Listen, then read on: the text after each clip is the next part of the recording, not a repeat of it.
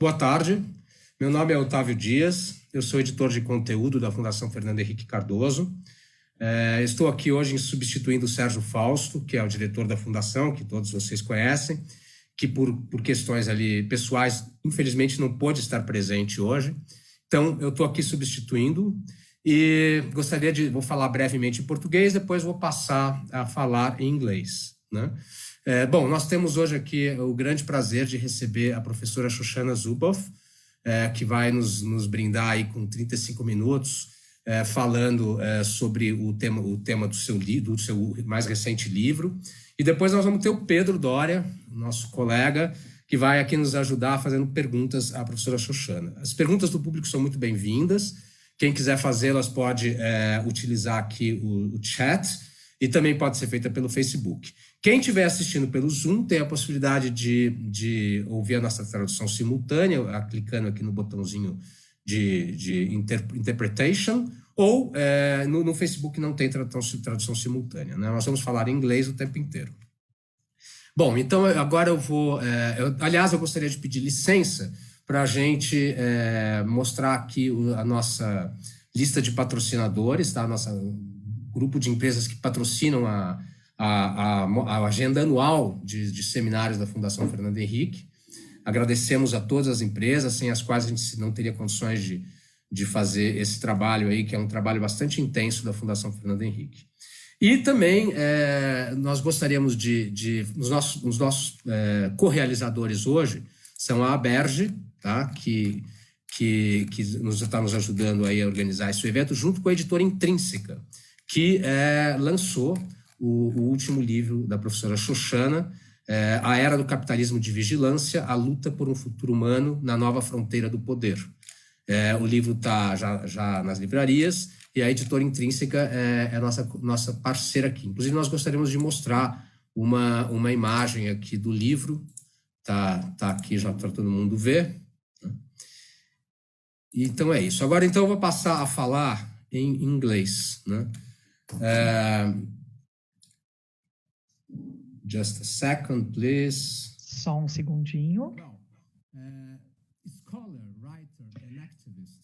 Bom, professora, ativista, pesquisadora, ela escreveu 3 livros que seria o início de uma era nova na sociedade.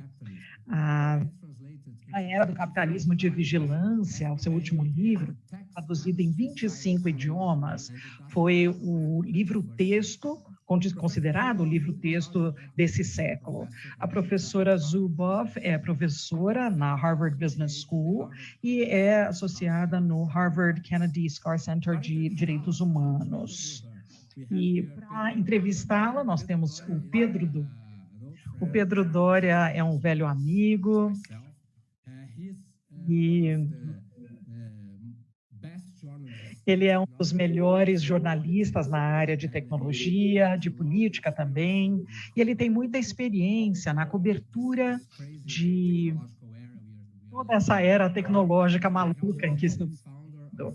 Ele também é o fundador de um startup chamado Renal Meio, e toda manhã eles fazem um resumo das principais notícias do mundo e entrega isso para as pessoas que assinam esse newsletter. Colunista para o Estado de São Paulo e também a CBN, a rádio. E ele também é escritor. Ele tem livros muito interessantes sobre história do Brasil. Então, ele está pensando sobre o futuro, mas também sobre o passado e o presente. Então, achamos que ele é a melhor pessoa para realmente falar com a professora Shoshana. Então, agora vamos começar. A professora Shoshana vai ter uns 30, 35 minutos e depois seguimos. As perguntas, por favor, enviem pelo chat, serão muito bem-vindas. Professora Shoshana? Muito obrigada, Otávio. Eu tenho algumas pessoas e instituições que eu gostaria de agradecer. É claro que a Fundação, sou muito grata pelo seu interesse nesse trabalho, pela sua colaboração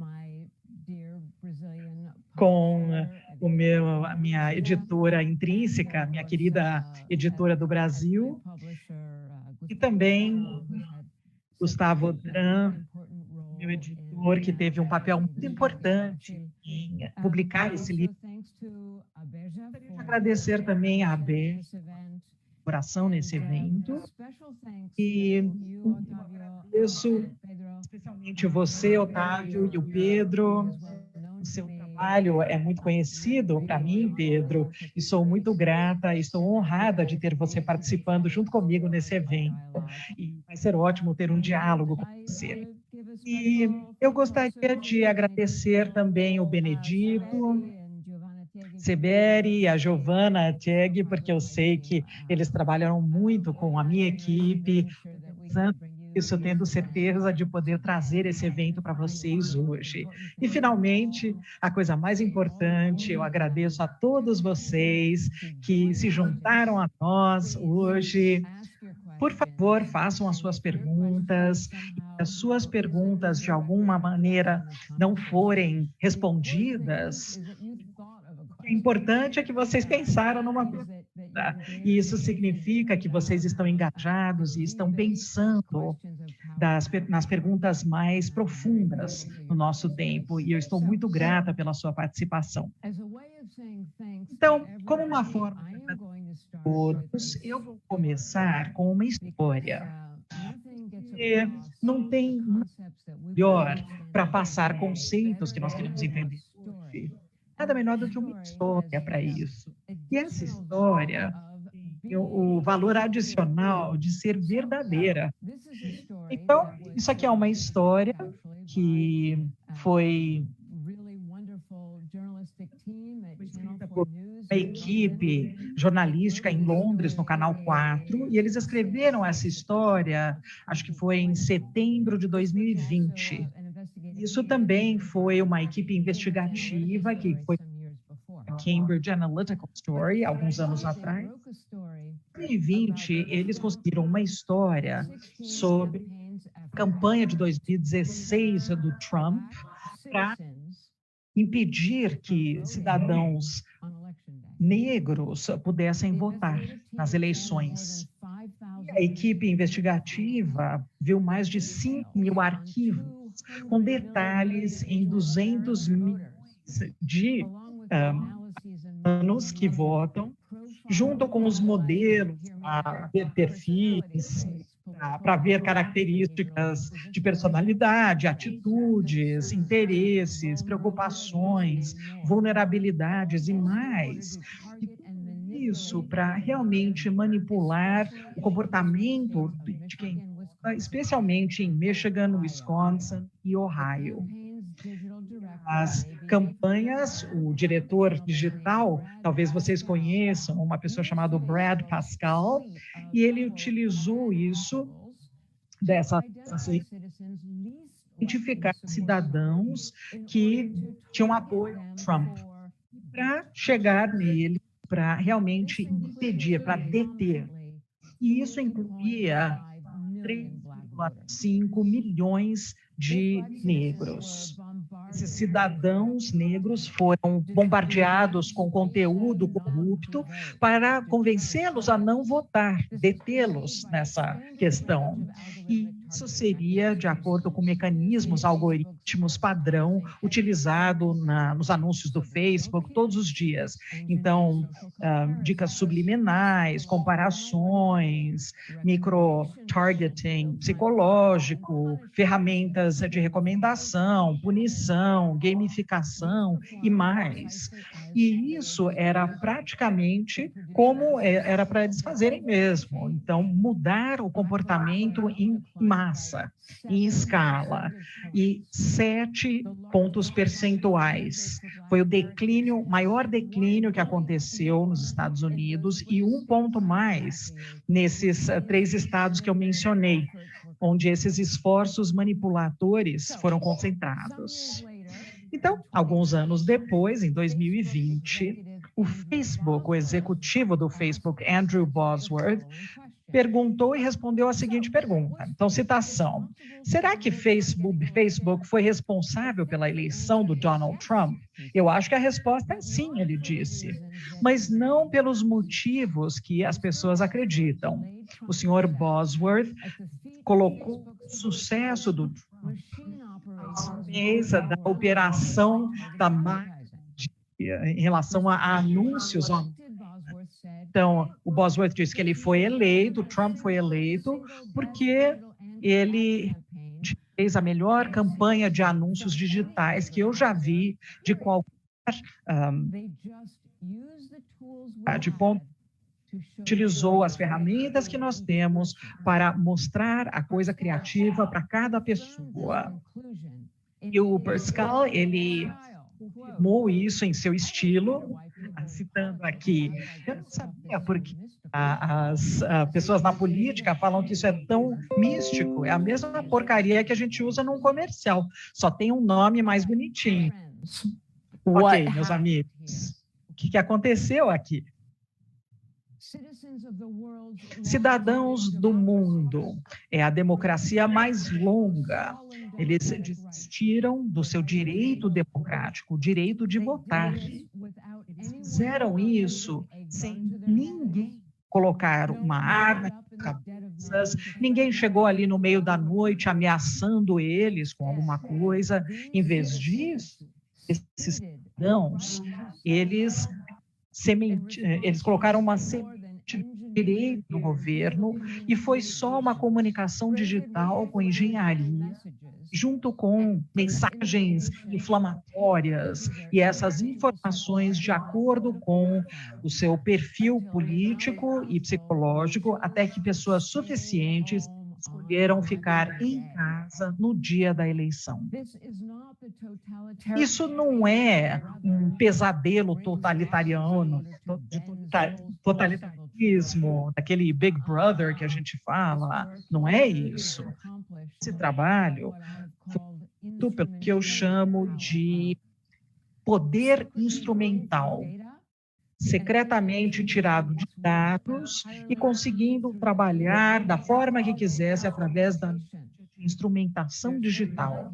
Não tem sangue aqui, não tem corpos, não tem nenhuma pegada ali, não tem nenhuma impressão digital, nenhum inimigo. Esse poder, ele vem deslizando, oferecendo um cappuccino feito.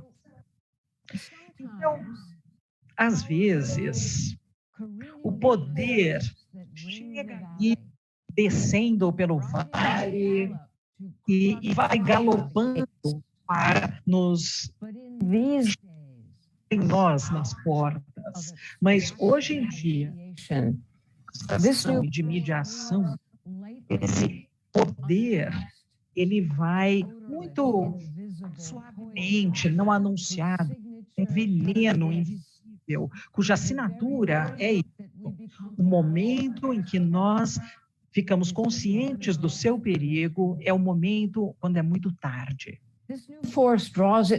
E essa nova força,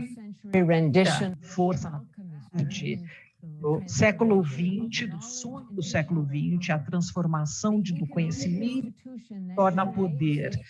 A ação econômica que cria essa capacidade de transformação é o que eu chamo de capitalismo de vigilância. Essa história de 2016, da campanha Trump, capitalismo de vigilância, seria o pão e manteiga das operações econômicas, do retiro de informações, modificação de comportamento, trabalhando, não é? E também para questões políticas. E nós vemos claramente que eles estavam visando a personalização, no sentido de que os usuários individuais, eles se tornam pessoalmente visíveis através de um endoscópio que pode verificar cada momento de impacto. Então, o que seria o capitalismo de vigilância? Eu chamei a economia que formatou esses mecanismos de capitalismo de vigilância, porque você tem elementos de capitalismo tradicional, troca de mercado, crescimento, lucro, mas isso não pode ser realizado sem as tecnologias e relações sociais da vigilância. De observação, secretamente consumindo a experiência humana, uma vez considerada privada, e traduzindo essa experiência em dados comportamentais. Eles operam fora da consciência humana, roubando dos atores o direito de saber e, com isso, o direito de voltar. E, num desenvolvimento extraordinário, esses dados humanos imediatamente são vistos como uma propriedade privada, um ativo corporativo disponível para fabricação e venda. O fundador do Google, Larry Page, ele colocou essa visão em 2001, logo depois dos avanços que mudariam tudo, como Page e sua equipe declararam seus direitos às nossas vidas. Agora, eu estou citando do Larry Page, daquela época, de 2001. Se nós tivéssemos uma categoria, disse o Page, seria informação pessoal, os lugares que você já foi, a comunicação, sensores são baratos, o armazenamento é barato, as câmeras são baratas, as pessoas vão gerar grandes quantidades de dados, tudo que você já viu e ouviu, experimentou, tudo isso vai se tornar algo que as pessoas podem buscar. A sua vida toda vai poder ser buscada, pesquisada. É um plano de negócios para vender licenças de busca para grandes empresas de internet e outros clientes corporativos. Tudo isso foi abandonado. Em vez de vender a busca, atingiria um crescimento de vender. E ele poderia conhecer sobre os seus usuários, como o Google Search. O Google fazia a busca pessoas. Então, saiu da ruína financeira durante o dot-com e dependia dessa virada, desse giro, dessa transformação. Transformou esse motor de busca do Google uma mídia sofisticada de busca para conseguir os dados humanos. A teoria de capitalismo de vigilância desafia essa questão no meio dessa lógica econômica e define como roubo. Hoje, o capitalismo, a economia de vigilância, as informações pessoais são o tesouro roubado. E a vigilância é aquele carro de escapada. Então, esse edifício é criado em cima desse leito de areia.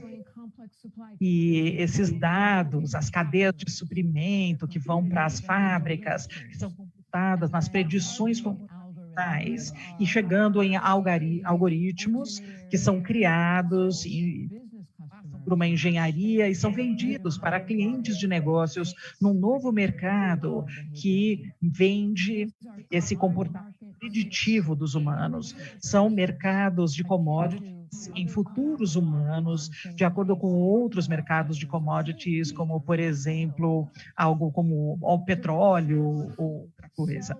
E os capitalistas de vigilância, eles vendem essa promessa, é uma promessa que precisa de extração e computação de dados sem precedência e numa escala inimaginável. E isso foi descoberto, inventado e, como eu sugeri, foi uma forma de sair da emergência financeira, produzindo o mercado de futuros de humanos, primeiro de sucesso, e um conhecido como os anúncios online. E daquele ano, 2001, quando os métodos foram aplicados pela primeira vez, e 2004, quando a empresa se tornou pública, a sua renda aumentou 3.590%. E é isso que eu chamo de dividendo da vigilância. E realmente as empresas e os investidores estavam num novo nível. É claro que era o começo e não o final. E a de vigilância nasceu com o Google, foi para o Facebook, se tornou um modelo para textos, isso migrou no que nós achamos que é a economia normal, inclusive informações tradicionais, por exemplo, seguros, a parte financeira, mas também a área de varejo, educação, saúde, a parte imobiliária e muito mais, a produção. E todo mundo fala de um produto smart, né, inteligente, ou um serviço personalizado. E todo aplicativo se tornou um líder perdido em relação à extração de dados comportamentais. E assim nós temos esse dividendo de vigilância. E décadas mais tarde, as democracias do mundo vem a tragédia do incomum. Nós temos a internet, temos informações e espaços de comunicação. Isso é um projeto de mercado.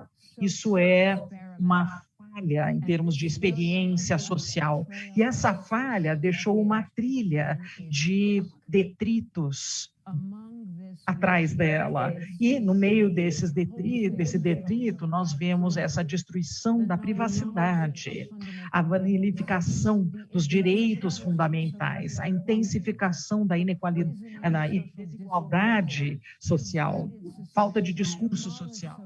Então, sociedades divididas, normas sociais demolidas e as instituições democráticas enfraquecidas. Os Estados Unidos e outros governos democratas escolheram olhar para o outro lado, especialmente por causa do seu próprio interesse em dados gerados por humanos.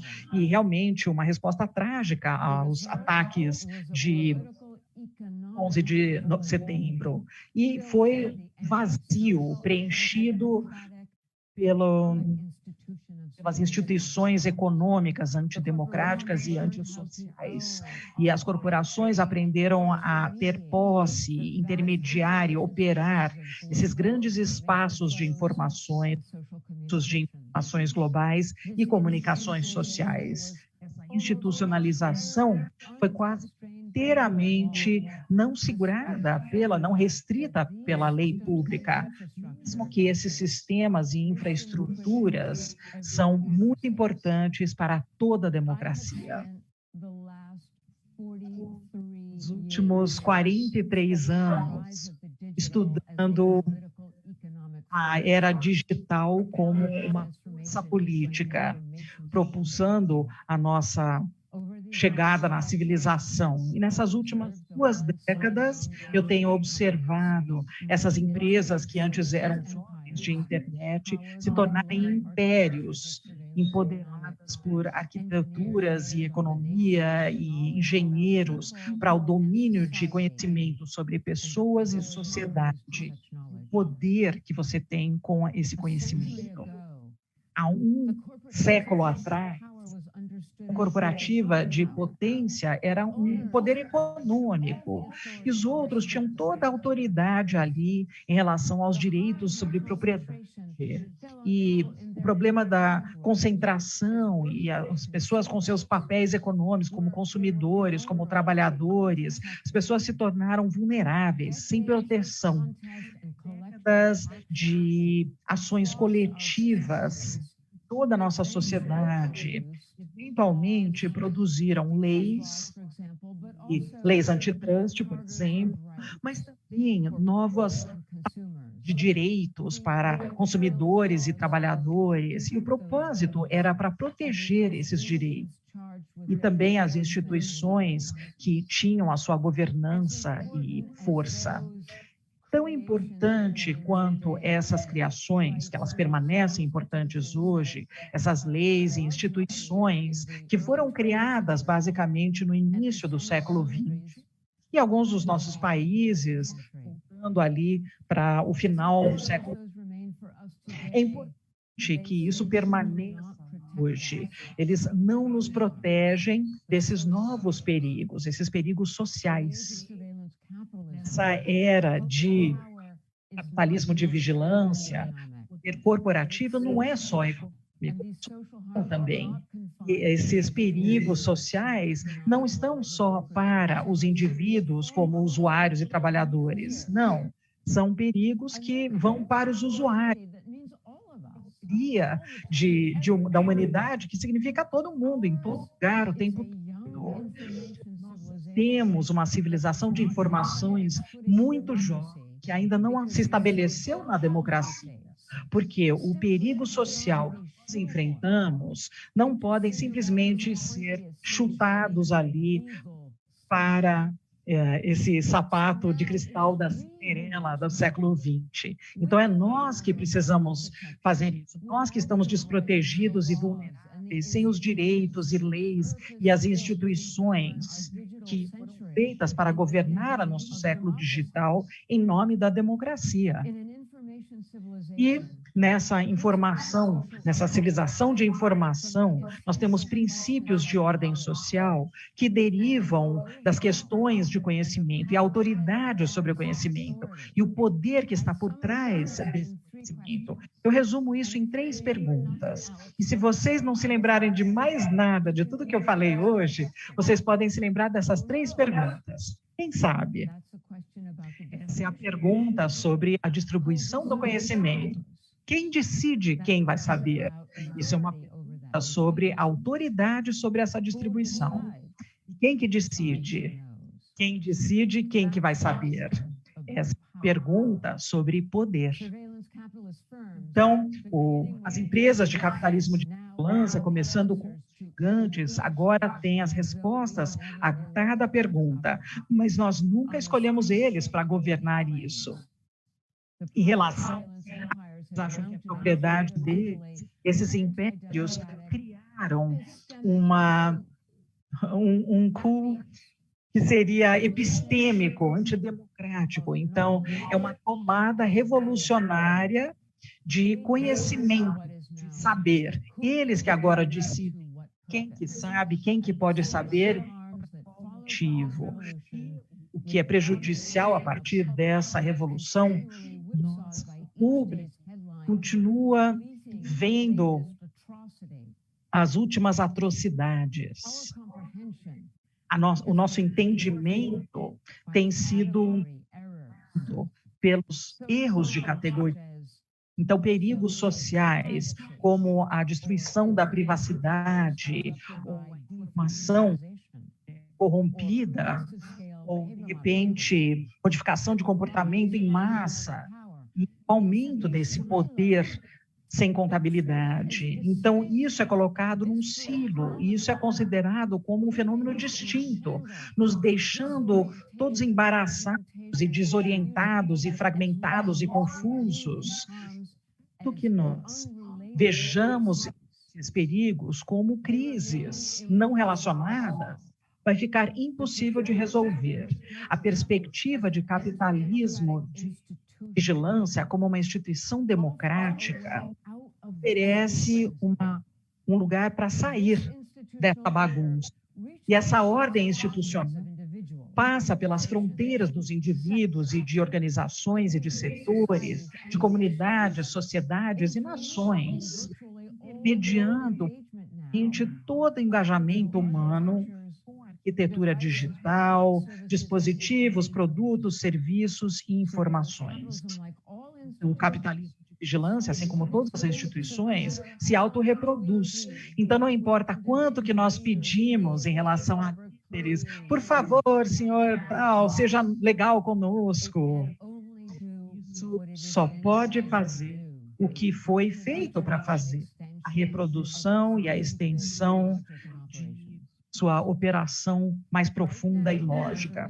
E nesse momento, como resultado, todas as avenidas para a participação social e econômica são através desse terreno de capitalismo de vigilância, e isso só tem crescido ferozmente durante esses anos de uma praga global.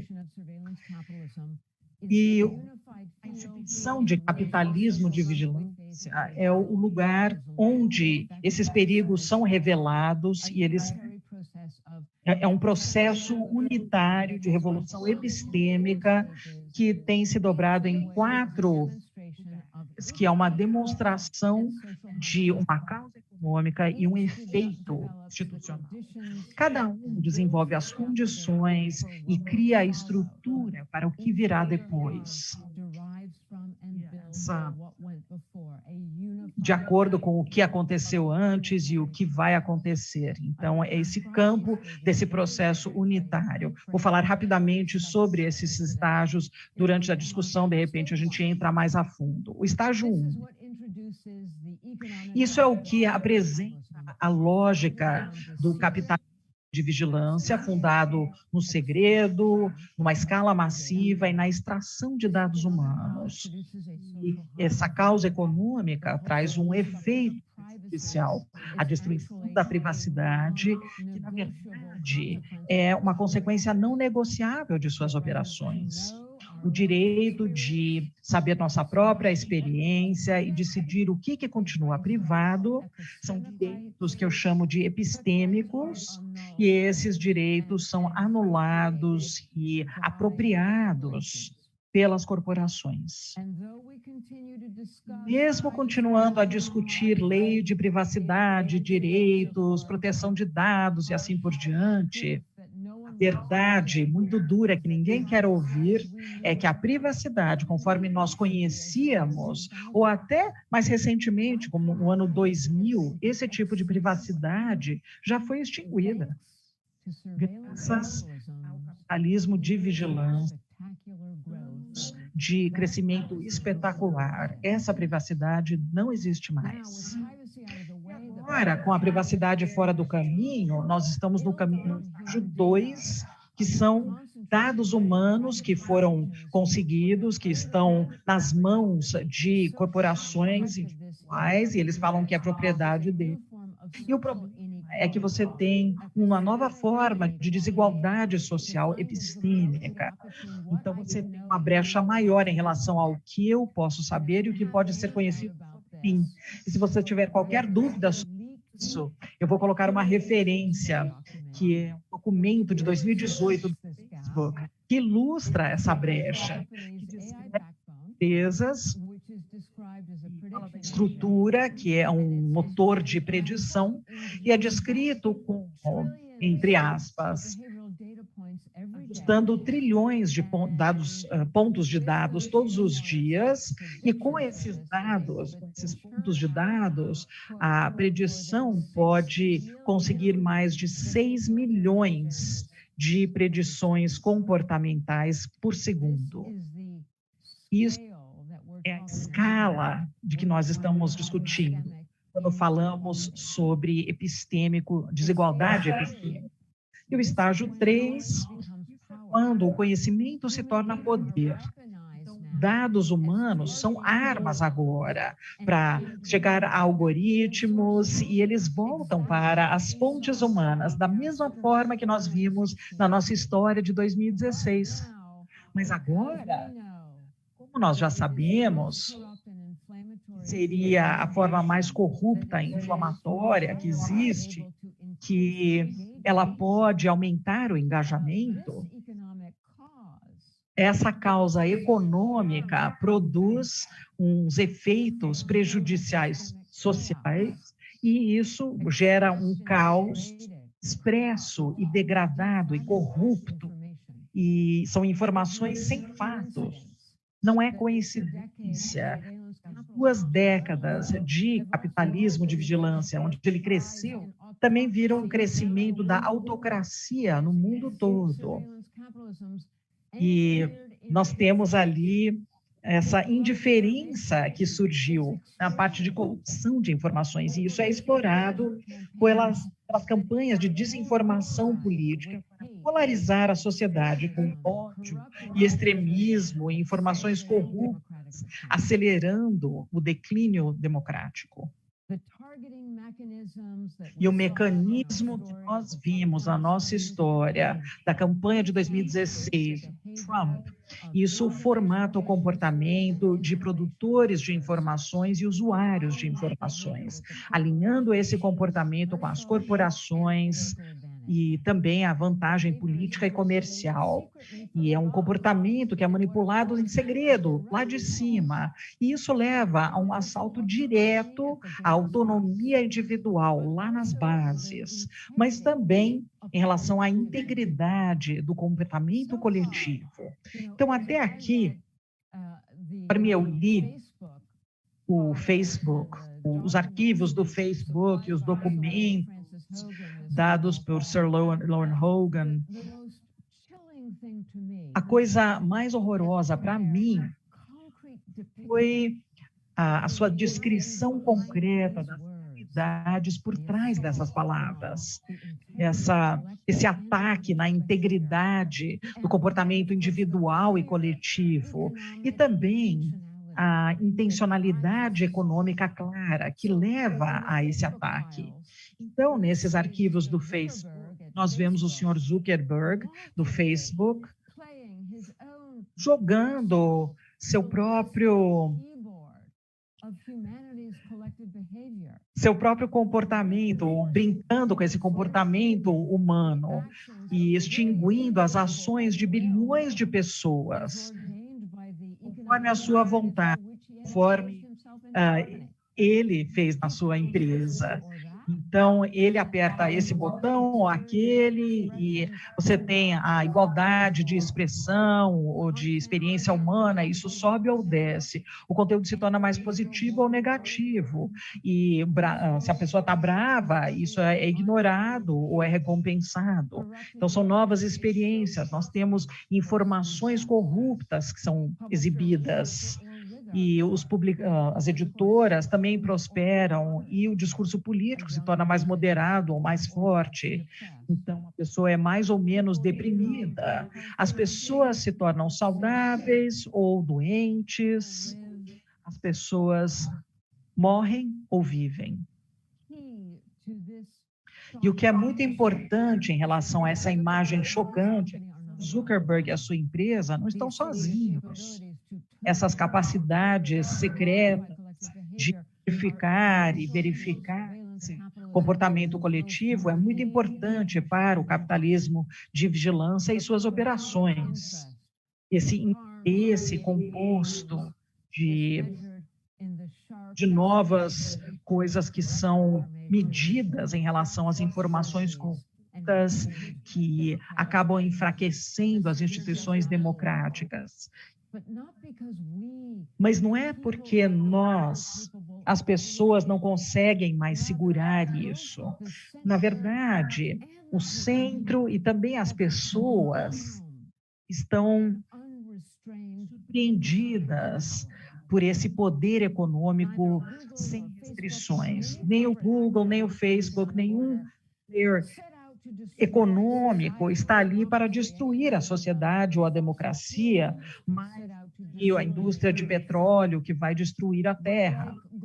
Mas, assim como o aquecimento global e os gigantes de tech e os viajantes, eles conseguiram tratar os seus efeitos como danos colaterais. Infelizmente, aconteceu um subproduto de ações econômicas, perfeitamente normal. E isso já produziu algumas ações, as maiores e mais ricas corporações que já vimos.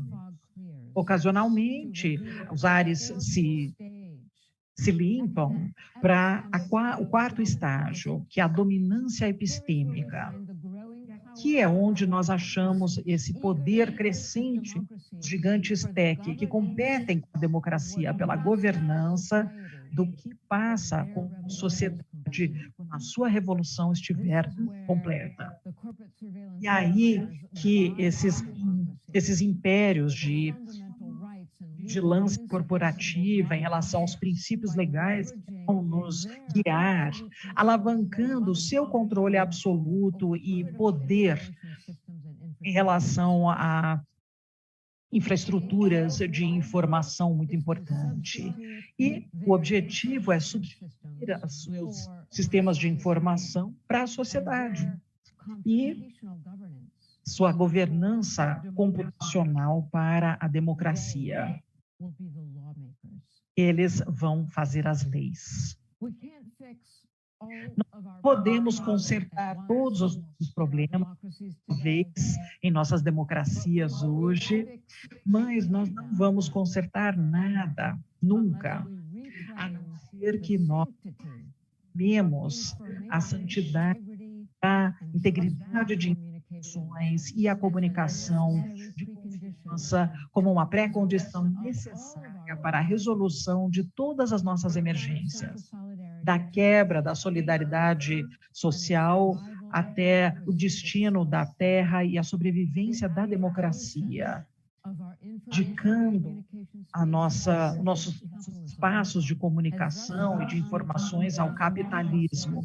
Isso se tornou a metacrise de toda a República, porque isso obstrui as soluções em relação a todas as outras crises. E esses impérios de vigilância querem que nós acreditemos que esses danos são um resultado normal das tecnologias digitais, mas, na verdade, isso é produzido por novos imperativos econômicos que dependem de circunstâncias históricas e dependem da ausência da lei. A terceira década, a nossa década, isso agora é a nossa oportunidade de reverter essas condições. Quanto mais nós atrasarmos, mais difícil e cheio de violência esse trabalho será. Nós entramos num futuro onde nós não escolhemos. E a verdade sobre é que a nossa sociedade democrática precisa lidar com as perguntas mais básicas. Como é que nós deveríamos estruturar, organizar e governar essas informações globais e essa infraestrutura do nosso século digital, de forma para sustentar, alcançar valores e princípios e aspirações democráticas? Quais são esses novos direitos, estruturas legislativas e instituições?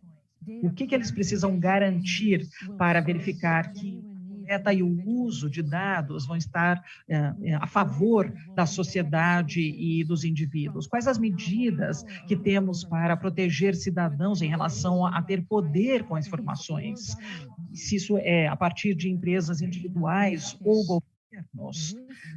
Não se enganem, essa é a luta pela nossa civilização de informações, a alma dela. Nós não temos essas respostas, nós apenas começamos a fazer as perguntas. E nós ainda estamos confusos com condições nunca antes vistas, que marcam uma nova fase nesse desenvolvimento digital. A resposta não pode ser vista no final do livro, e o livro ainda não foi escrito. E, finalmente, o capitalismo de vigilância floresceu da ideologia de marketing que aconteceu nas últimas 5 décadas, especialmente nos Estados Unidos e no Reino Unido. A maior parte das pessoas, inclusive aqueles que fazem as leis, assumiram que o mercado seria as respostas e as regras do jogo para governar essas respostas. Mas agora nós sabemos mais. Então, onde que isso nos deixa?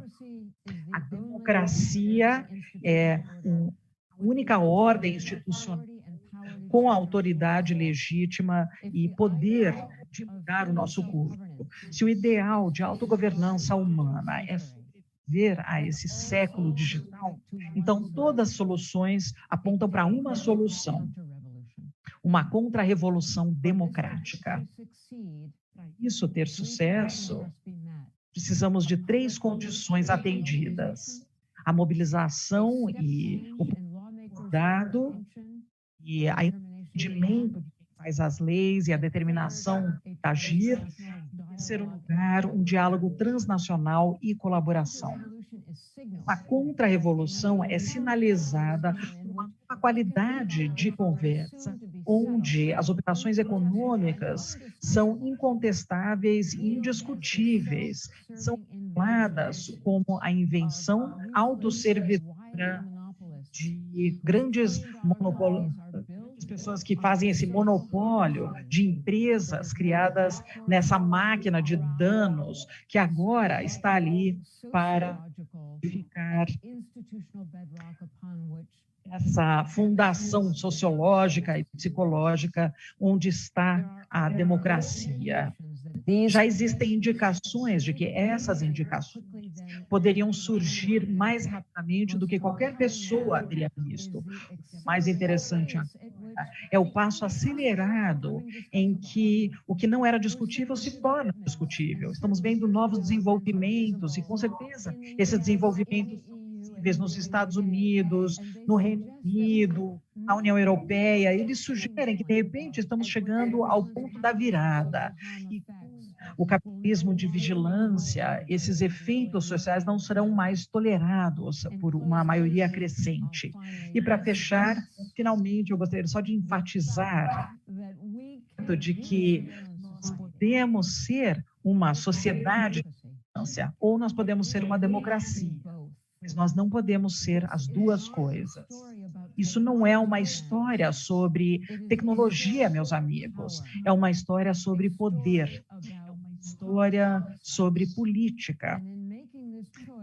Ao fazer essa escolha, nós enfrentamos a realização de que a democracia não é e nunca foi uma montanha implacável, eterna, acima do nascimento e da morte. Na verdade, é uma condição política dedicada à perspectiva de autogovernança. A maior ideia que surgiu nessa história da humanidade. Essa ideia de autogovernança tem sido protegida por princípios de justiça, liberdade, igualdade, e mantida pelo esforço coletivo. Cada geração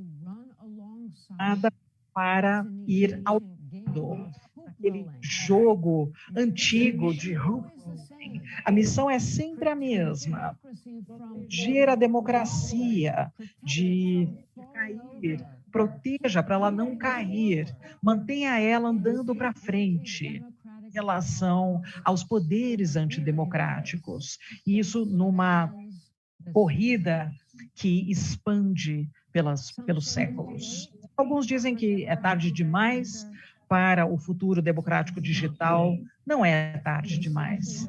É exatamente o momento certo para engajar nessa luta, porque agora nós já sabemos as perguntas. Não existe um minuto para se perder. Obrigada. Eu sou jornalista há tempo suficiente e eu já escrevi histórias profissionalmente sobre o que era e-mail, o que era esse tipo de coisa. E naquela época, no meio dos anos 90, eu lia bastante a revista Wired. E essa revista foi a primeira revista que estava tratando o digital como uma história política e digital, não apenas uma história de texto. E alguns, por exemplo, o John Barlow, alguns escritores, eles escreveram muito durante esses anos, no final dos anos 90, sobre como a internet realmente estava lendo a democracia para o mundo, como era uma coisa aberta e fantástica, a quantidade de liberdade que nós teríamos nessa área digital. Bom, será que nós éramos ingênuos? Será que foi inevitável que nós terminaríamos do jeito que terminamos? Onde que nós erramos? Quando? That's such a good perspective. Bom, é uma perspectiva tão boa para trazer para essa discussão. Eu fui treinada há muitos anos atrás em psicologia social. Na psicologia social, tem um ditado que diz assim: acreditar é ver. Certo? Então, a nossa ideologia, o nosso sistema de crença, muitas vezes essas coisas nos cegam ao que o Orwell descreveu, que está na frente do nosso nariz, a verdade que está na frente do nosso nariz. E eu acho que, na verdade, acho que teve motivos legítimos para as pessoas se sentirem muito esperançosas com esse século digital, muito esperançosos com essa ideia de democratização de conhecimento. E teve uma janela, e eu me concentrei bastante na minha pesquisa nessa janela, que é exatamente o que você descreveu nos anos 90, até aquele momento ali em 2004, quando a mecânica do capitalismo de vigilância se tornou pública, as pessoas começaram a entender o que era, e os investidores começaram a entender, e é isso que eles estavam... Todo mundo queria investir em empresas que podiam dar esse dividendo de vigilância. Isso mudou as práticas e o autoentendimento desses startups. Então, mas teve uma janela antes do capitalismo de vigilância, se tornou conhecido para nós. E quando as pessoas falavam sobre uma casa inteligente, ou quando falavam sobre da telesaúde, coisas assim, as suposições na pesquisa e as aplicações que surgiram no final dos anos 90, início dos anos 2000, as suposições eram preservadoras da privacidade. Eu escrevo sobre aquelas questões técnicas para uma casa inteligente, então é um loop fechado, então você tem dados sendo gerados pelos dispositivos, nas paredes, dentro da casa, os sensores e tudo isso, mas esses dados só chegam até a pessoa que vive naquela casa. É um loop fechado, é um ciclo fechado.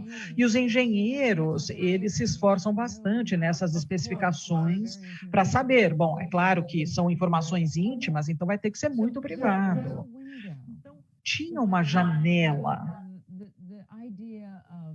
Essa ideia de liberar conhecimento e dentro de silos protegidos, instituições, e liberando para o público, esse ideal de democratização fazia sentido, tinha uma realidade.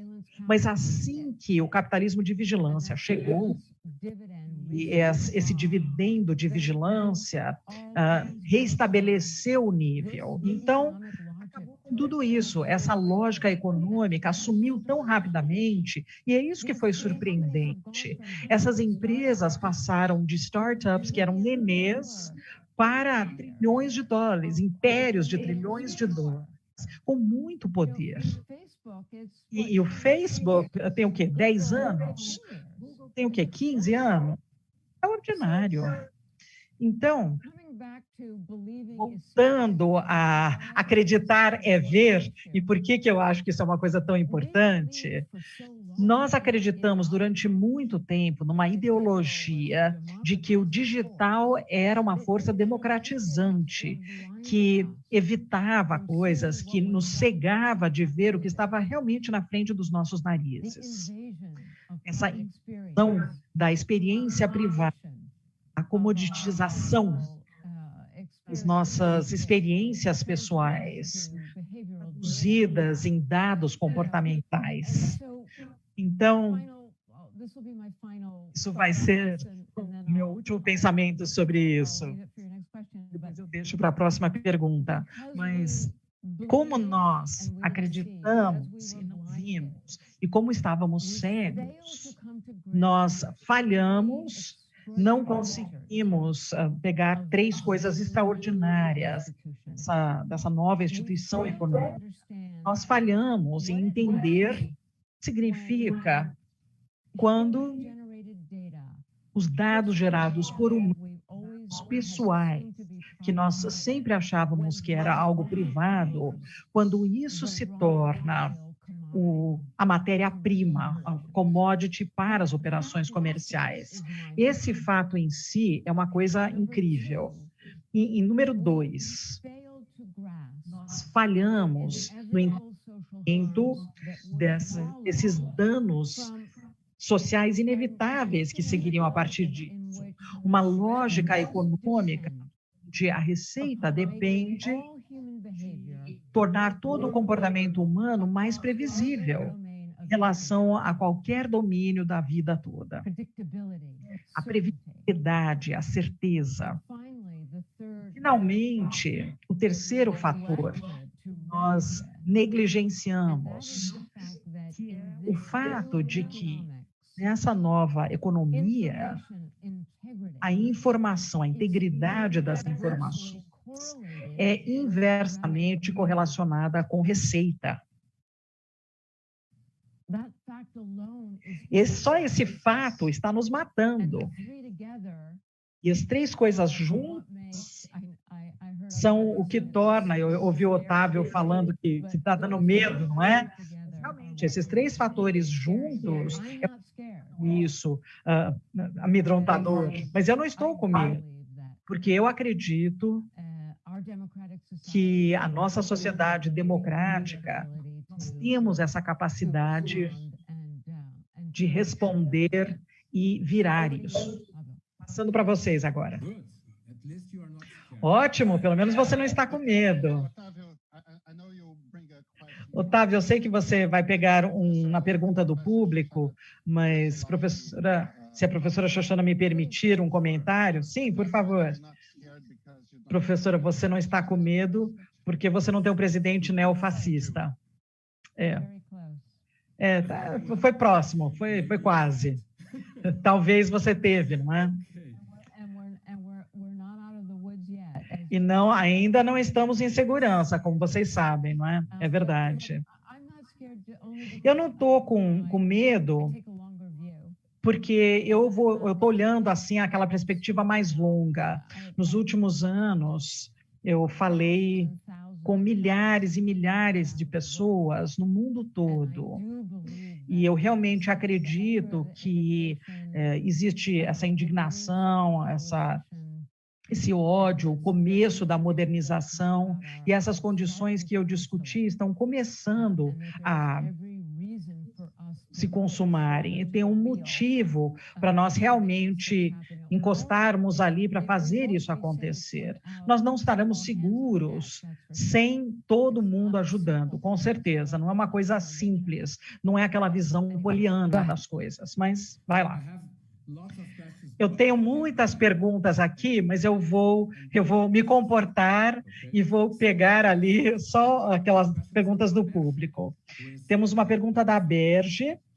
Sim. Então, o Brasil é um dos países que criou legislação específica em relação a dados, aquela Lei Geral de Proteção de Dados. E, com isso, as empresas que operam no país ficaram preocupadas em relação a essa nova Lei Geral de Proteção de Dados. Como é que as empresas, especialmente na área de comunicação dessas empresas, como é que isso pode contribuir para ir além de uma simples conformidade e realmente tendo uma cultura verdadeira de proteção de dados?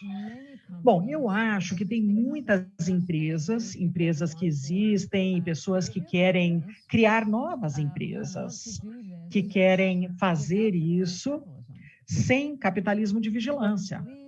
Mas eu acredito que existe uma oportunidade para fazer isso que vai ser melhorada de acordo com a lei pública.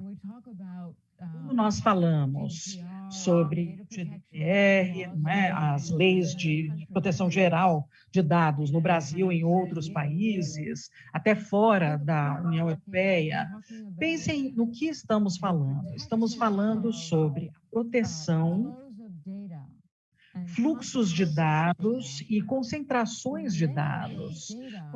Muitos desses dados não devem existir em primeiro lugar, que eles foram roubados ilegitimamente.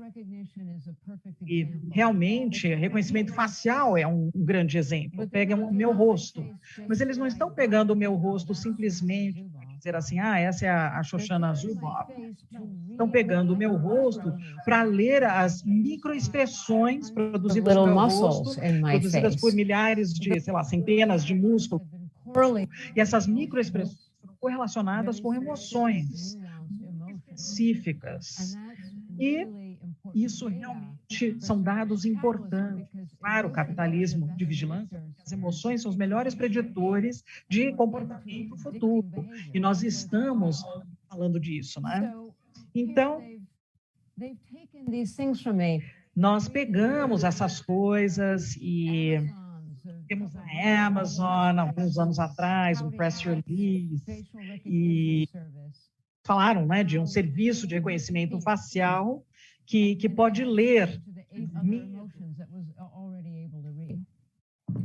e coisas que eles já conseguiam ler, mas eu não dou o direito deles lerem o meu medo. E se estamos falando sobre legislação e regulamentação e a Lei Geral de Proteção de Dados, estamos falando para vários outros tipos de dados que agora foram colocados como dados que a computação está pronta, que já foram traduzidos em algoritmos e estão prontos ali. Isso simplesmente é ilegítimo. Então, quando nós falamos sobre a proteção de dados, especialmente em 2021, eu sugeri que a privacidade que nós protegemos, isso já foi destruído. Então, estamos falando, isso é uma atividade lá para frente, mas eu acredito que as nossas leis precisam ir lá para cima. A coleta primária de dados, extração de dados. E isso, essa extração secreta de comportamento outlawed. Isso vai precisar ser visto, a extração é ilegítima. E nós vamos precisar de dados e nós vamos precisar da nossa tecnologia, mas nós precisamos que isso opere de acordo com direitos fundamentais e também ligado ao uso público, à necessidade pública. E isso não vai acontecer contanto que esses dados extraídos sejam ilegais. Então, quando nós tornamos esses dados ilegais, nós comparamos essa paisagem para todos os tipos de empresas que querem realmente nos trazer todos esses produtos e serviços de maneiras que realmente vão florescer, mas também vão alimentar os nossos princípios democráticos, ideais e forma de governo. É isso que eu estou buscando. Eu queria pedir para você fazer para você uma outra pergunta do público e depois eu volto. Temos pessoas falando sobre a China e nós sabemos que, por um lado, a China, esse regime comunista, é um campeão, não é, de autovigilância, mas ao mesmo tempo existe um desafio das empresas grandes como a Alibaba e assim por diante. Então, será que você tem, a pergunta é, será que você tem algum comentário sobre como o governo da China, que realmente não é um exemplo de democracia, está enfrentando a ameaça dessas empresas? Como o governo está se comportando em relação às corporações, tipo Alibaba e etc. Essa pergunta é um pouquinho polêmica, mas será que existe alguma lição que as democracias podem aprender a partir desse Estado chinês? Eu acho que sim, e que bom que você falou sobre isso. I said that as democracies, we Eu face. disse que, como democracias, nós temos perguntas muito básicas. Como é que nós deveríamos organizar, governar as nossas informações, a nossa estrutura de comunicação de maneira democrática? Como é que nós operamos esses espaços? E de uma forma que seria compatível com a democracia, mas também avança ela. Bom, nós olhamos para a China e os chineses responderam essas perguntas, mas eles responderam em relação à sua própria forma de autoritarismo no governo. Então, pelo menos essa última década, mais, nós com certeza sabemos, na última década, o Partido Comunista Chinês olhou para tecnologias digitais como algo central em relação à política estrangeira e doméstica. Então, eles estão explorando o autoritarismo com essas tecnologias de vigilância e essas capacidades de utilizar e impor essas tecnologias e traduzir isso em governança. Então, a China entendeu, desde o começo, que não haveria conversa sobre governança sem uma conversa sobre o digital. Esses dois domínios eram convergentes. Infelizmente, eu disse, nós dissemos assim, mas o mercado vai resolver tudo isso. E como democracias, nós viramos para o outro lado. E não é porque as nossas agências de inteligência nos Estados Unidos e em vários outros países também estavam muito interessados em ter esses dados gerados como a resposta de como que nós vamos realmente verificar essa avenida contra o terror. Não é agora que a gente precisa seguir, mas era uma característica importante de como nós viramos errado. Agora, nós estamos aqui 20 anos depois e nós não temos uma visão que os chineses, nós não criamos uma sociedade democrática digital, deixamos isso no centro da nossa política de reforma, apesar do fato de que o mundo todo está querendo isso. As pessoas no mundo todo estão querendo uma forma de sair desse pesadelo que esse século digital está se tornando. E eles estão olhando ali para o Ocidente. E essa nova visão e como deixar ela concreta dessa sociedade democrática digital no futuro. Então, nós temos o nosso trabalho à nossa frente, sabemos qual é, e eu acho que essa competição com a China é importante, não da forma que as empresas tech apresentaram para nós. Nós precisamos nos tornar até melhores do que a China nessa vigilância. É assim que o Eric Schmidt e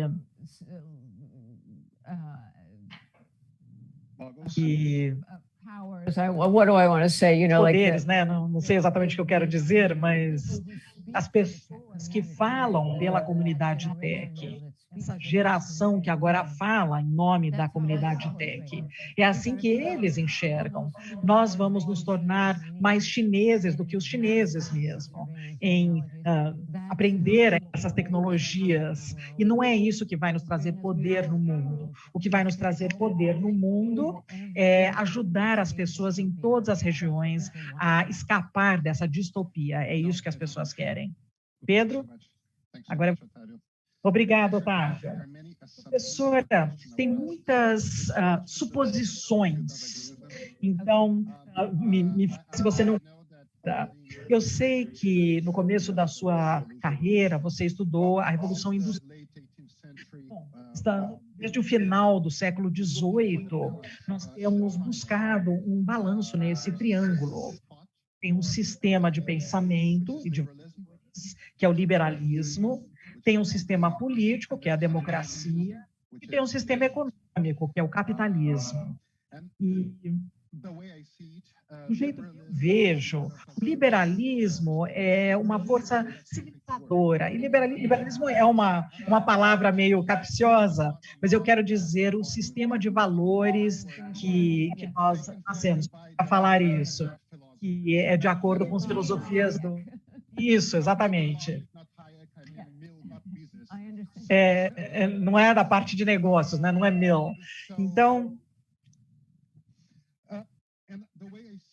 do jeito que eu vejo, o liberalismo sempre tem sido a civilizadora, a democracia, porque geralmente é majoritária, oprime a minoria, mas por causa desses valores liberais, ele tende a não fazer isso com o tempo. E tem também o capitalismo civilizador. Mas é claro que tudo isso funciona num tempo. Às vezes demora para o sistema funcionar, mas Veja só o começo do século XX nos Estados Unidos. Um exemplo que você sabe, durante o governo do Theodore Roosevelt, divisão, né, um poder ali, poder capitalista, mas foi dividido pelas leis, porque era interesse das pessoas. Mas, pela primeira vez, a democracia liberal estavam atrás desse poder. E essas democracias liberais estavam ali na nação. As leis dos Estados Unidos funcionam nos Estados Unidos, as leis do Brasil funcionam no Brasil, as leis da União Europeia funcionam na União Europeia. A democracia liberal não funciona em escala global, mas essas empresas sim. E elas podem se mexer. Então, como é que nós podemos lutar contra isso? E é por isso que eu falo sobre civilização de informação, não apenas uma sociedade de informação. E é por isso que eu estou falando sobre diálogo e uma colaboração transnacional, porque assim como o aquecimento global, você tem razão, são forças globais, mas these are global forces that still forças operate globais que ainda operam em mercados distintos e são, por enquanto, empresas americanas. E we have to begin nós somewhere. achamos que precisamos começar em algum lugar. E eu vejo todas as oportunidades para nós começarmos dentro desse contexto da nação. Então, imaginem, por exemplo, Pedro, só para argumentar, nós tivemos, vou colocar de maneira concreta, dia 24 de março, tivemos as audiências sobre desinformação. A NISU, quando ela teve que questionar os executivos de tecnologia, ela falou sobre essas capacidades de acabar com esses anúncios de vigilância. Agora, anúncios de vigilância, propaganda de vigilância, não é parte do capitalismo de vigilância, não é mais. Isso já viajou além disso, não é online. Mas esses mercados ainda são um centro desse capitalismo de vigilância. Então, aqui nós temos uma discussão, e tem mais coisa que aconteceu em Washington, mas aqui nós temos uma discussão que está sendo feita para aqueles que fazem as leis em Washington, D.C., e alguns meses mais tarde, no Parlamento da União Europeia, eles estão fazendo emendas aos serviços digitais. Você tem nova legislação para a União Europeia, que iria longe em relação à governança democrática, em relação às empresas de tecnologia. Nós temos emendas que estão falando sobre acabar com essa publicidade de vigilância. Nos Estados Unidos e na União Europeia, nós tivemos petições apresentadas e na Federação Comercial, na União Europeia, são 100 organizações de direitos humanos que fizeram petições para o Parlamento, exigindo na União Europeia parar essa publicidade de vigilância. E, mais recentemente, uma grande pesquisa que foi feita nos Estados Unidos, são dados dos Estados Unidos, mas eles concordam ou discordam do fato de que 93% dos americanos, das pessoas que respondem a essa pesquisa, 93% deles concordaram que os dados pessoais sendo coletados por empresas privadas deveria ser ilegal. Então, é isso que eu quero dizer. O que é não discutível se tornando discutível. Isso é só um exemplo orgânico de como dentro dentro desse contexto da nação, existe um senso de que algo está mudando, algo pode ser contestado, e alguns anos atrás ninguém achava que dava para contestar isso. Talvez eu estou olhando para isso de maneira simplista, mas eu acho que nós temos uma base dentro dos nossos estados da nação.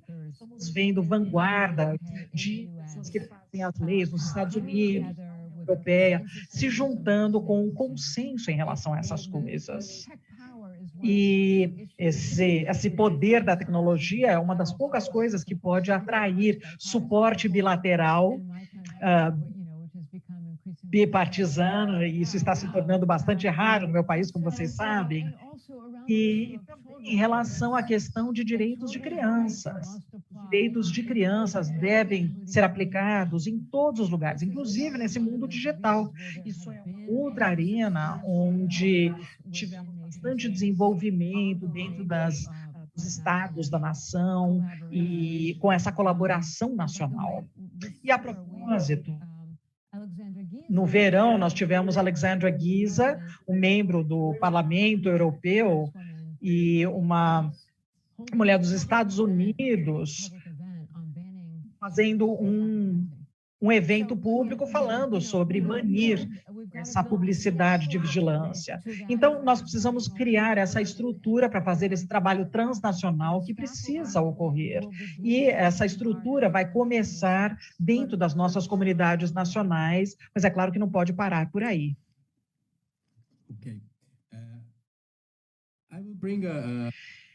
Eu vou pegar uma pergunta do público aqui, que parece que existe uma superavaliação de algoritmos de inteligência artificial. Como é que essa nova técnica, por exemplo, Deep Learning, que ainda está começando, como é que ela pode trazer impactos tão assertivos em usuários, inclusive a subjetividade? Você tem pesquisa empírica com rigor científico que demonstra isso? Nossa, tem tanta pesquisa sobre isso, e é uma pergunta muito boa. Recente, se vocês realmente tiverem interesse em seguir esse tópico, vocês devem olhar para a edição de 14 de dezembro, procedimento da Academia Nacional de Ciência, e seria aqui nos Estados Unidos, uma das nossas grandes instituições. Essa edição inteira é dedicada a essa questão, e a maior parte da pesquisa feita está olhando para a relação entre polarização, conforme você faz isso online, essa dinâmica que tem sido discutida, e como a polarização funciona para alterar o comportamento da forma que nós podemos afetar a democracia. Então, vamos só uma série de publicações muito importantes, e nós vamos ver com o tempo como é que vai ser. Então, são materiais de pesquisa muito feita, e vocês vão se interessar, quem fez essa pergunta. Mas se vocês olharem para o meu livro, vocês vão ver que tem, sei lá, 150, 200 páginas de anotações do meu livro, e grande parte disso tem a ver com os muitas pesquisas e estudos que foram feitos de primeira classe nessa área. Então, quando eu falo essa afirmação, pode parecer muito, audacioso, mas eu prometo que eu fiz muitos anos de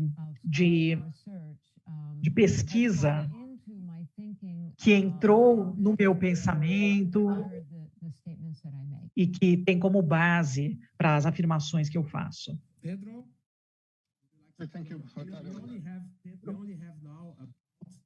Nós só temos não temos 10 minutos só, então eu vou passar a última pergunta para o Pedro e depois eu faço uma última pergunta, ok? Obrigada. Professora, nós temos uma eleição presidencial no ano que vem e pela primeira vez na história do Brasil não tem uma pessoa do Congresso que está à direita do presidente. Ele, na verdade, está na direita extrema. Nós tivemos, né, a nossa farga de ditador, um extremista na presidência, como no caso do Jair Bolsonaro. Vocês se livraram do Donald Trump. Será que existe alguma lição em relação a isso, em termos da experiência americana? Oh, my dear. Ai, meu Deus. Meu querido. Nos dê esperança, por favor. Olha, You know, the American election. a eleição americana, e eu escrevi sobre isso com detalhes, mas a eleição americana foi Poisoned tão envenenada pelo capitalismo de vigilância. Eu chamei isso de... É um outro coup, né, em francês, o coup. Você, na verdade...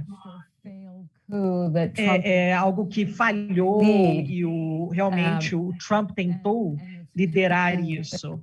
E essa expressão violenta em 6 de janeiro, e, além disso, nós tínhamos a mídia social e realmente o Facebook era a maior mídia social, a maior pegada e também a mais perigosa com relação a isso. Nós tínhamos a mídia social saturada com desinformação, violência e ódio, polarizando o conteúdo. E nós tínhamos o senhor Zuckerberg não fazendo nada. O senhor Zuckerberg que se recusou intervir de uma forma que sugeriu que ele pode um pouquinho mais de pressão aqui, um pouquinho de menos pressão naquele botão, e a situação toda muda. Então, isso, é claro, é a mensagem que o Francis Hogan trouxe para nós. Nós sabíamos disso a partir de jornalistas investigadores, como você, Pedro, que foram muito corajosos nesses últimos anos, achando recursos, conseguindo as informações, ou informantes. E dentro dessa comunidade especialista, nós entendemos isso, mas o que a Frances fez? Ela trouxe os documentos, ela tirou esses documentos com risco pessoal ali. Então, nós comemoramos ela, e esses documentos mostram exatamente quanto que o Zuckerberg e as outras empresas realmente não fizeram nada, quando deveriam ter feito alguma intervenção, e se eles precisavam simplesmente, né, tirar da tomada. O Facebook fechou as páginas na Austrália para mostrar a força que tem. Isso é um exemplo de dominância, para mostrar o músculo que ela tinha para o primeiro-ministro, para o parlamento australiano, porque não queria estar sobre esse novo código parlamentar que ele precisaria pagar pelo conteúdo que entrava nas páginas do Facebook. Conteúdo que eles pagaram há anos atrás e tiveram de graça desde então. Em vez de negociar no parlamento, o Facebook fechou grande parte de suas páginas, assim, de um dia para o outro, sem aviso. Se o Facebook estiver tão fora de controle sobre o que está acontecendo na plataforma, que não consegue parar as vidas que estão levando a essa violência, então poderia simplesmente fechar. Mas o Facebook é um filho do Milton Zuckerberg, ele queria maximizar os lucros, essa questão de responsabilidade social, e é isso que ele tem feito. Ninguém deveria estar surpreso com isso. Então, é por isso que nós precisamos da lei. Mas, basicamente, apesar desse poder da mídia social para levar essa informação e confundir as pessoas e deter os votos, todas as coisas que nós temos falado, as pessoas no meu país queriam votar, e eles queriam votar contra o Trump. E as pessoas viram ali na pandemia, votaram mais cedo, votaram pelo correio, mas também chegaram ali para votar. E quando eles fizeram isso, eles ficaram ali. More people voted in that Mais pessoas votaram naquelas eleições presidenciais comparado com qualquer outra. E as pessoas queriam votar. Elas queriam realmente se autogovernar e salvar o país desse autoritarismo, fascismo que o destino trágico do Brasil nesses últimos anos. Então, isso, para mim, é a lição. Que, apesar das mentiras, da falta de informação, no meu país, nós ainda vimos maiorias importantes, que insistiram em votar e que não deixaram essas forças assumirem o controle. Se isso fosse maior, será que seria maior com essas grandes campanhas de desinformação na mídia social? Com certeza, teriam sido maiores. Eu acredito isso inequivocamente, mas apesar desse outro ataque, esse espírito democrático prevaleceu. Como democratas no Brasil, como cidadãos que adoram a democracia no Brasil, eles realmente precisam lutar contra essa desinformação da mídia social. E não é fácil, eu sei, mas isso é muito importante. Eles realmente precisam lutar para conseguir esse voto e para mandar para todos os que votam, que são qualificados e elegíveis e que querem votar pela democracia. Isso é centenas e milhares de voluntários, milhões de voluntários. Eles precisam realmente ter esse voto democrático e, de todas as formas, colocar as vidas ali na mídia social. E com essas duas coisas, eu acho que o Brasil, que foi ali de uma democracia jovem, muito boa, vários anos antes dessa virada trágica. Existe uma grande força latente aí no seu país extraordinário. Espero que a organização certa e a mobilização, você pode realmente mudar isso. Ok, professora, o nosso tempo terminou. Será que podemos ter uma última pergunta? O que vocês quiserem. Então, eu vou trazer duas perguntas relacionadas para vocês responder junto. Desde o capitalismo, ele é nocivo para os sistemas democráticos. Será que a proteção de dados não deve ser baseada em indivíduos?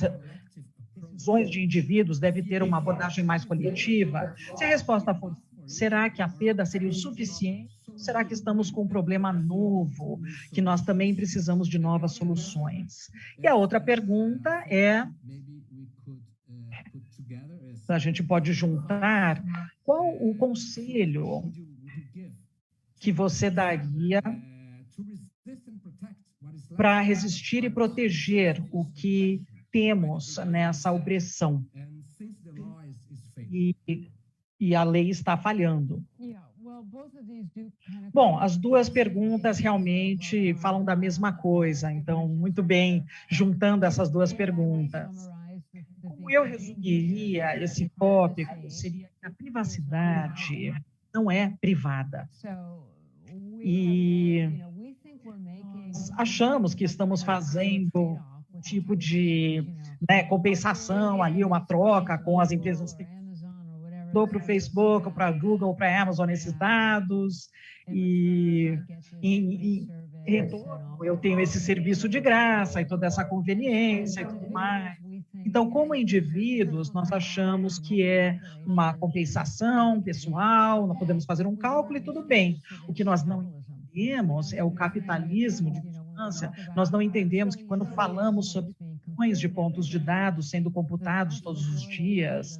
A maior parte dos dados que nós sabemos é o que eles pegam de maneira secreta, assim como eles tiram o dedo do meu rosto, eu nem sei, eles leem, né, no meu rosto, eu nem sei disso. Nós colocamos as nossas fotos no Facebook, essas fotos são escaneadas ali por sistemas de reconhecimento facial e depois esse reconhecimento facial, esse sistema da Microsoft está sendo para divisões militares, inclusive a divisão militar do exército chinês, e nós temos ali muçulmanos em campos de concentração, e temos também essa vigilância. E isso é a partir das fotos do Facebook que nós mandamos, né, da vovó e do vovô quando a criança nasceu. Então, a privacidade não é privada, gente. Não existe uma compensação pessoal, não tem um cálculo pessoal. A maior parte dos dados concentrados nessas empresas e nos seus sistemas, utilizados ali para voltar para nós, para formatar o nosso comportamento e tudo mais. Isso são dados que estão sendo tirados de nós de maneiras que vão passar pelo nosso conhecimento. Nós não sabemos, não podemos ver e assim não podemos lutar contra. Então, nós precisamos realmente ser muito verdadeiros sobre isso e precisamos entender que todas essas avenidas levam à política. Existe, é claro, por exemplo, individualmente, você pode melhorar a sua saúde mental muito rapidamente, e em horas, não é? Simplesmente saindo de muito disso, né? Dessa coisa online, essa visibilidade, essa transparência e comunicação, essa métrica. Quantas pessoas me seguem, quantas pessoas gostam do que eu digo, tudo isso, né? Que tem nós olhando num espelho e que está nos desenvolvendo ao contrário, nos tornando ali adolescentes. Não podemos fazer nada a não ser que as pessoas me derem um like, não é? Mas olha, é muito mais interessante ser adulto, você não se preocupa dando um like para você. No que você acredita e o que realmente é importante. O que você precisa saber, que suas crianças precisam saber. E o resto vai seguir a partir dali dessa integridade. Uma boa vida vai sair a partir dessa integridade, não é só as pessoas ali que você nem conhece que vão te dar um like. Então, a sua saúde mental pode melhorar saindo desses, mas as nossas políticas não necessariamente serão afetadas com você saindo como indivíduo. Se você sair de 1 milhão de outras pessoas para saírem, porque você começa uma campanha política, aí estamos falando, porque isso é uma ação coletiva. Então, quando 1 milhão realmente sai do Facebook ou qualquer outra dessas plataformas, eles vão nos ouvir. E mais importante, quem está fazendo nossas leis que vai nos ouvir. E tudo agora leva à política. Tem a ver com ação coletiva. Se você for um estudante, você pega os seus amigos estudantes. Se você for um professor, pegue os seus professores. Se você estiver numa vizinhança, pegue os seus vizinhos.